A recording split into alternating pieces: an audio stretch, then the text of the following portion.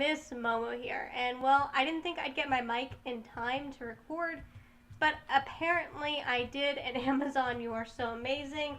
The mic is a Fine Technology mic, and yeah, it's pretty decent. I really do like it. It's sound quality. Yeah, you kind of hear me in the background, but that's just because it's not a headphone mic, it's an actual stand mic that I'm gonna have to get used to because I'm gonna have to edit out the background noise. But I always edit my audio because I feel like if I don't, I'm not gonna give you as good a quality, if that makes sense to you guys. So today I kind of was going to talk about like Greek mythology or something like that, but it's almost 10 o'clock at night when I'm recording this on Sunday, and I know I'm not in the mood to go and look up facts.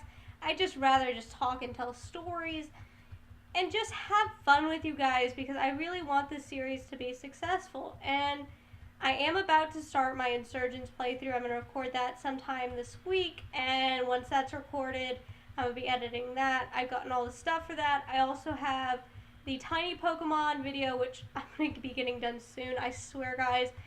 That I will get that done. And also, if you guys watch my TCG openings, I'm going to have a few that I'm going to be uploading in the next few days that are going to show me with a giant band-aid on my hand. The story behind that's actually kind of funny. Before I went on this trip, I noticed some pain in my hand, and I wasn't really sure. It was itching, it was painful, and I thought it was just a normal rash. Well, turns out somehow I came in contact with poison oak, which isn't really prevalent in my area, so I have no idea how I managed to do that. But I had poison oak on my hand underneath that band-aid, which I kind of find funny and ironic at the same time because it's like, how the heck did I manage to do that? Like, that's a near impossibility right there.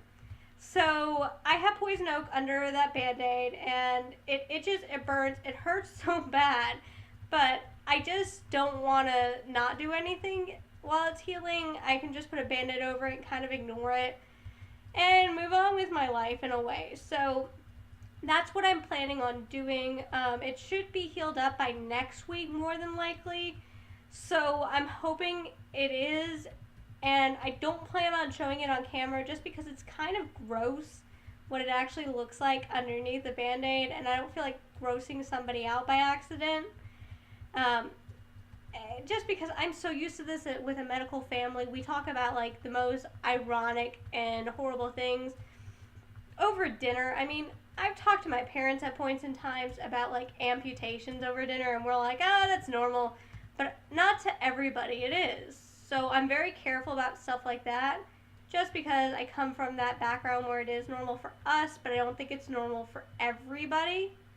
If that makes sense to you guys. But just to give you guys a heads up on that, that's why I have a giant bandit. I didn't accidentally cut myself. It wasn't anything like that. No, I simply somehow got poison oak on my hand because I am magical in that way where I can get really weird, bizarre things to happen to me medically. I have no idea how that happens, so it's ironic. It's a funny story. It's my life. Another interesting and kind of funny fact about me, which a lot of people don't actually believe, is I have an allergy to cold weather. It's called cold weather urticaria. And what that simply means is if the temperature drops below 50 degrees, I end up breaking out in hives really bad because the cold weather, I can't regulate my body's temperature very well. So the cold weather makes me break out in hives, and it makes me have an allergic reaction to the point where I have an EpiPen for it. I haven't had a severe reaction in a few years, but I still will break out in hives and start itching and have problems breathing. But I mean, it's something I've lived with since I was 13. Now, how do you get cold weather urticaria? The way I ended up getting it was a simple cold. I had a cold when I was 13. It wasn't a really bad cold, but then like 2 weeks later, I started breaking out in hives randomly, and my family started freaking out because they thought maybe I had lupus or something horrible like that. So they started to investigate, and I was brought to an allergist, and the allergist tested me because we had done the lupus test, we'd done all the other tests, and my father, he does lungs. He's a pulmonologist, so that's what he treats normally. Well, one of the allergists he works with said, hey, bring your daughter in. We'll do a full allergy test. We'll see if maybe she's allergic to something that you guys don't know about, like it's a newly developed allergy that is affecting her. So when he brought me into the allergist, he did the allergy testing, and he's like, yeah, your daughter has this very rare allergy. It's called cold weather urticaria. It's nothing to be scared of. It can be controlled. And the way you control it, ooh, shoot. No! Poor Washington. Is by making sure you're bundled up. So every time the temperature in Florida drops below 60, I am in a sweater. And a lot of people kind of make fun of me for that, but I really can't help it. And it's funny to me too, because it's like, who in the world would believe that I was actually allergic to cold weather? And it's kind of funny and kind of sad at the same time, because a lot of people don't think that's a real allergy, but it is.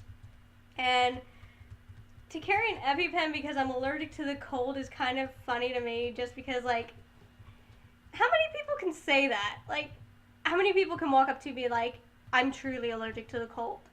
Like, I'm not even kidding you. I can die if the cold touches me. Like, I literally have an excuse not to go outside during the winter. My excuse is I can die at any moment, but I just bundle. And it's not the weirdest disease I've had. When I was in 5th grade, I ended up contracting something called pleurisy, which isn't something normal. Ooh, Kakuna's evolving. Yay, we have Theodora, the bee drill. I ended up contracting something called pleurisy, which is simply, in the simplest terms, the infection of the lining of your lungs, so it feels like you're underwater. And most of the time, the people who develop that are old, like in their 70s or 80s. And it hurt. I have to say, it was probably one of the most painful diseases I've ever had in my life. I was in pain for days. That's how bad it was. And it took me like a week to get over it. I missed school the whole time. My parents were taking care of me, and everything else was going on. And my mom at first didn't believe I was sick, because I was one of those kids who would go up to the front office just to call my mom because I didn't want to be at school, and I was a big faker. So at first she didn't think I was really sick, and then my dad actually was the one who picked me up, and when he picked me up, he's like, she has something severely wrong with her. And when he went to test it, he's like, she has pleurisy. So I didn't let my mom forget that for a few years. So every time I said I was sick or something, I'd bring up the fact that she didn't think I had pleurisy when I actually did, just to get her back. So, I mean, I've gone through a lot of weird medical issues in my life. And I always laugh because I always feel like I'm either the dermatologist's worst nightmare or the doctor's worst nightmare. Because every time I have one of these experiences, it's not anything normal. Like, the poison oak on my hand, that's not the first weird hand infection I had. In high school, I ended up getting, like, an infection between the webbing of my fingers. Like, I had psoriasis in the middle of my fingers, like in the webbing. And the dermatologist is like, I've practiced for years and I've never seen that happen before. So this is my first case of this. And I have to say, it's kind of amazing, because normally psoriasis doesn't present there. It normally presents either on your scalp or on your arms, but never really in the webbing of your hands. So I had it in the webbing of my hands. It hurt. I went through treatment for that. With the cold weather urticaria, I went through treatment with that. And then also that year, I also went up to Arizona because my best friend had moved up there, and we went snowboarding. So I was in the snow the year after I was diagnosed with cold weather urticaria, because I am Miss Momo, and Miss Momo feels indestructible at times. So other than those weird medical conditions, I've talked about being dyslexic and how rare my dyslexia actually, ooh, shoot, I should have switched out. My dyslexia actually is, because it actually is, the form I have is 1 in 1.5 million people have the same form, because it's not like it affects my intelligence at all. It only affects my ability to spell and do grammar correctly, which is really annoying, making the description of my videos, because half the time I'm like, am I spelling this word right? Am I doing this right? Like, I don't care if I'm making a script and I don't have things spelled right or they aren't grammatically correct, just because I'm reading off it. I know what I wanted to say, and it doesn't matter because you guys aren't going to see it. No offense, but I'm not going to show you guys my script because I know it's not going to be perfect. And I'm like one of those people who's a perfectionist, and I may not be the best at spelling him, I may not be the best at grammar, but I try my hardest, and that's all I can ask of anybody.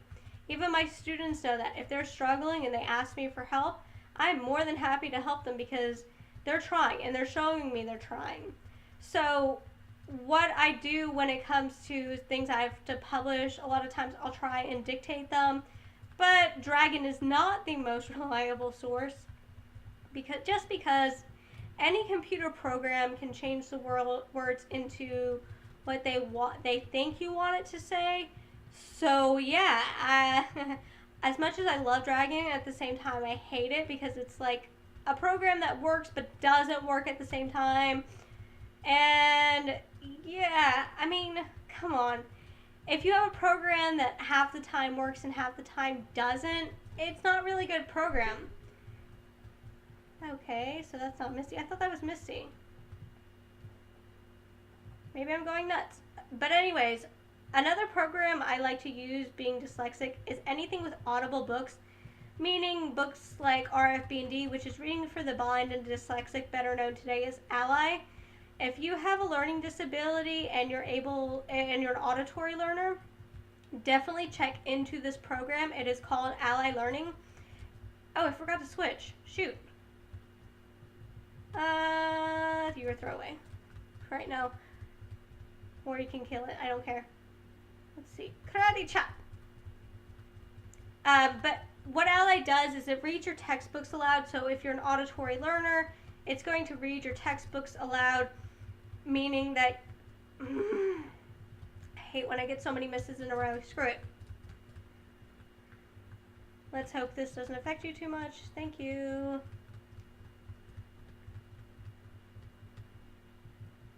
So it reads your textbooks aloud, and if you're an auditory learner, that's going to help you learn. It's going to help you remember facts because you don't have to focus so much on reading it, which probably was the most annoying part to me. Just trying to read my textbooks, I used to get so frustrated because I always felt like I was missing half the information because I was focused so much on reading instead of actually trying to retain the information, which is a pain in the butt, I know, but if you download RFB&D, it's a downloadable app. It's also called Ally, as I said before. You can download it on any smart device. You can download it on your cell phone and listen to your books like walking to class if you're allowed to, or whenever you go out for a bike ride or something. Like at some point in time, you're able to listen to your book just to get that extra in there. Because for me, I learned very easily with auditory learning. So meaning if somebody reads me a passage, I remember it better than me trying to read it myself. So that's what I've always found is helpful. And if you guys want to contact me and ask me any questions about that, you can. I am more than willing to answer questions about that. And I'm hoping you guys enjoy this episode as I battle and destroy Misty with my Pikachu. Yay, level 20. No, I don't like Slam. Yes. Go away, Slam. No. Thunder. No. No. Yes. Fuck. Fudge. Fudge muffins. Fudge. That's what I said. Fudge. Vine Whip.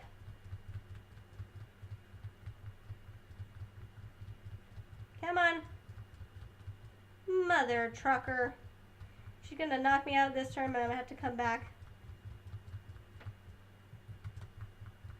Unless, for some odd reason, Makey wins it for me. No! No. Okay. I'm gonna have to come back again. That would have been amazing if Theodora poisoned it. Benedict! Yeah, I know I'm being weird. Whatever. So, I also kind of wanted to talk about, maybe in this episode, if you guys want to know more about me, that's perfectly fine. Remember, I'm doing my first episodes of Insurgents. I'm going to actually record it probably on Thursday.